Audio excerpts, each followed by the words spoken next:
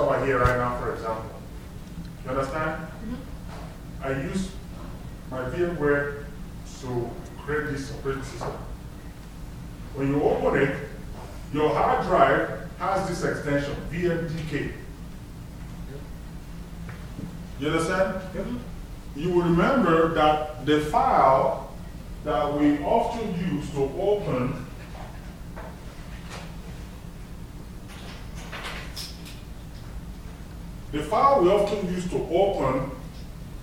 the system, right, is what? VMX extension, right? Yep.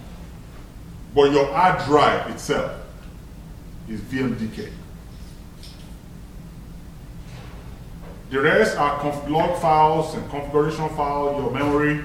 You know, there's a bunch of them. Each of these things has their function. All right?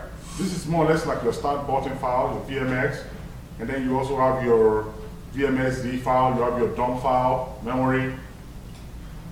But this is your hard drive of the system. VMDK. So your assignment, you take a screenshot, okay? The screenshot you want to do is convert a raw image to VMDK. Okay. Two tools, two of them, okay? Screenshot. I'll create a Dropbox for you to drop it. Okay, what I wanted to do is tell me which of the two tools you used you prefer, and why do you prefer it? You understand? You want to write it down so you don't forget it. I'm going to go ahead and create the Dropbox for it now. So is that a home assignment, or we need to do it? Home. Okay.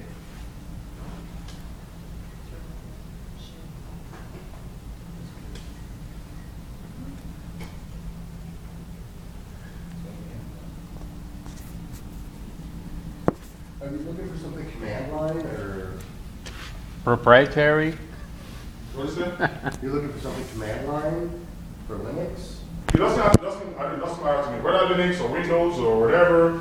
I can tell you for right now, I can give you a couple of software that you want to try and use. There's a bunch of them. You can use Port Discover. It's an example of tools that you could use to convert raw image. Port Discover?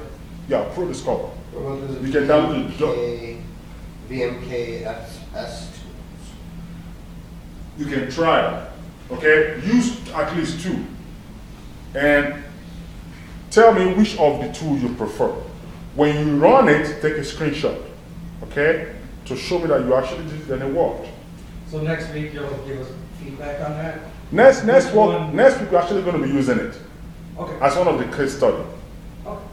You understand what I'm saying? Next week we're going to actually be using it as just like I asked you guys to create that 10 gig of hard drive that you guys imaged. Remember 2 weeks ago? Oh. Yeah. We will be using it in a class. Okay. I didn't list it as one of the case scenario, but it's come up now twice, and I figured out, you know, there's no time to add a special module into 2080. You know, then we're just gonna, you know, put it as part of our case, you know, scenario or case study. Yeah. So just to make sure I understood you correctly, you want us to image a VMK? A virtual Your raw machine? image convert to VMDK. An IMG file, convert, Yeah. and the IMG file, so we can pick any IMG file of our choice? Yeah. Don't care? That's why I say you can image your jump drive Okay, and then convert it to VMDK. thank you. Would exchanging the extension would work? You can try that, that's fine.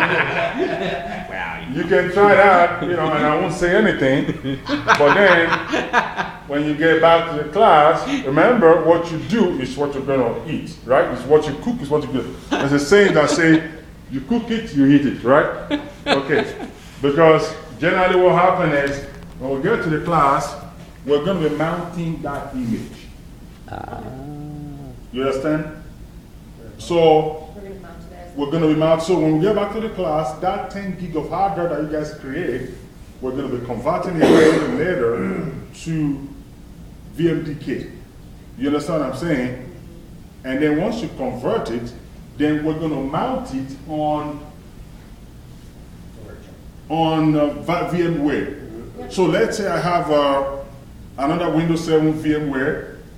You understand what I'm saying? I'm going to mount that hard drive on it. So it's going to look as if I have two physical hard drives on it. You cannot mount IMG, but you can mount VMDK on an existing VMware image. Does that make any sense? Very much so. All right. So it's a process. So you want to make sure that you don't try to play upload with me, right?